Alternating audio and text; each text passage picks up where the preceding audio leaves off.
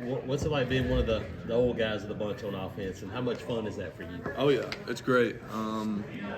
Each and every year, you just kind of find your role and try to develop through a team every year. And being one of the older guys, it's nice to be able to be one of the guys that people come and talk to, ask about, and I value that a lot. I'm just trying to be a leader every day, and in our room, outside of our room, especially with everybody learning a new offense and everything, and all the change that goes about college football and all the change that's happened here is just, it's really, really nice to be one of the guys to try to lead the guys through this. And they're doing a great job. Everybody is fired up and ready to go. Luke, it sounds like y'all are doing a lot more in the passing game, tight end wise. Could you tell us about that a little bit? Absolutely, yeah. We're tasked with knowing the whole route tree, which is great. I know in the past couple years we've been integrated more into the passing game, and just being out there more has been great. And then obviously now, like you said, passing game is going to be a big deal for us, which kind of pairing the physical run game that our room brings and that the running backs bring. I think that's going to be really good for us. Just be able to keep defenses on their toes and be able to be balanced all around. Luke Rivaldo, Fairweather, pretty decent player. Yeah, absolutely. You guys go out there and watch practice. He's a really good receiver, and we were excited to have him in here, and he's meshed well with the group. So, we're bringing him in, and everybody's doing pretty well. You've been part of a tempo offense. To get back to that, how much fun is it? Well, it's good. It's really good. I find value in both a huddle offense and a no huddle offense.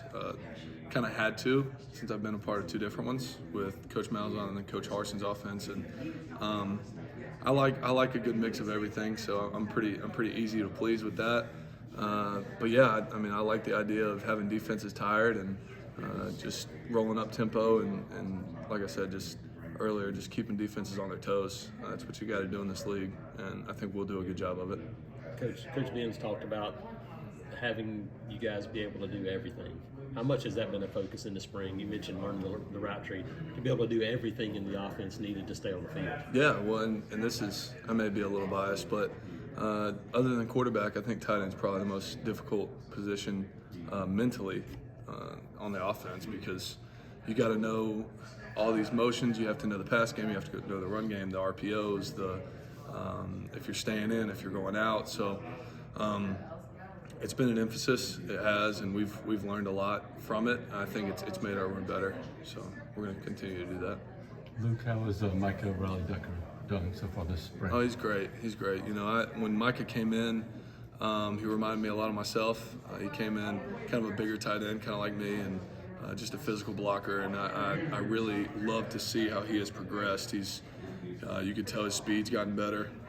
He looks really crisp in and out of routes, and he's just a hard worker. He's a good dude, and he took no time coming in last year and just messing with our group, and we love him. So he's doing a good job. And tell us about your new tight end coach. How's that going? Yeah, I know for some of you guys that know Coach Bedell, we love Coach Bedell, and hope nothing but the best for him. And we've grown to be a really, really tight room since the past couple years. So bringing in a guy that we trust and a guy that we enjoy playing for was a big deal.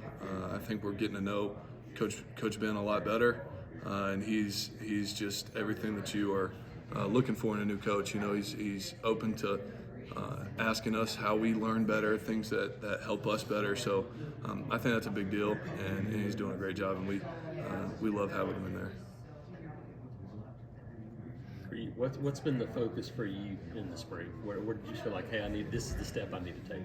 Yeah, so I've got a kind of unique skill set, as some of you guys know, and kind of an old school tight end, and just kind of bridging that gap, being able to do a bunch of multiple different things, and most of all, talking with the strength staff and with some of the people that I really trust. I think the biggest thing that I'm needed to do moving forward is just being more vocal.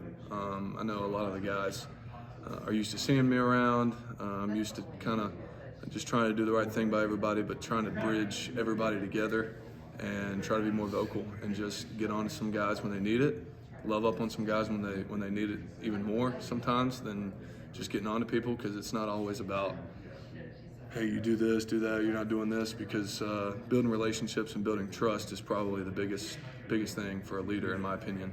And so working on that, and just trying to get to know everybody. We got a great group of guys, so very easy to lead, but just being more vocal and just being that guy that people turn to in highs and lows. Hey, you're not a rah-rah guy. Has that been hard for you? Yeah. So that's probably been the biggest thing for me. And I talked to Coach Dom and a couple other people. Just kind of trying to be more vocal without being more rah-rah, because that's not my nature. That's not who I am. And I've always kind of put my head down and worked, but. You can be a good leader and be a good vocal leader without being rah-rah and having to hype everybody up for every little thing. So, it's been a part of it. That's something that's kind of deterred me from opening up in the past. But I'm a natural extrovert, so as long as I get to go out and compete with my guys and build relationships with people, that's really, at the end of the day, that's what I'm gonna do. You mentioned Coach Dom. We've heard guys rave about him and this staff. Yeah.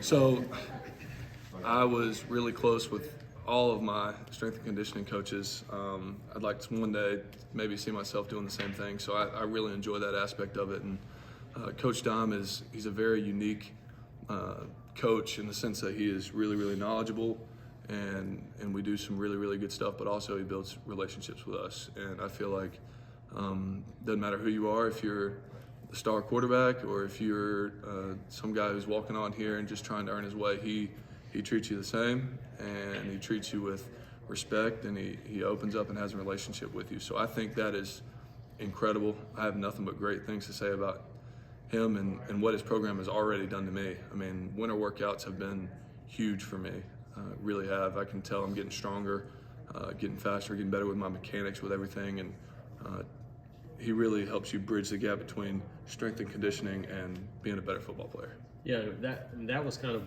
old school. That's what they used to talk about when Coach Kevin Yoxel was here. They said, look, it was football based. Is that what you guys are doing now? Yeah, very football based. I mean, everything's very functional movement, but also you can see strength gains and you can see speed gains, because there's value in getting stronger and getting faster without loading up the most weight and becoming a bodybuilder. I've always enjoyed the weight room, and I love that aspect of it. So I really have sat back and, like I said, I hope to one day be in that position maybe whenever I get done playing. And he's kind of, the way he teaches has helped me almost kind of just be under his wing and learn some things and obviously progress as a ball player. What do you like about working with Ben? No, how you doing that?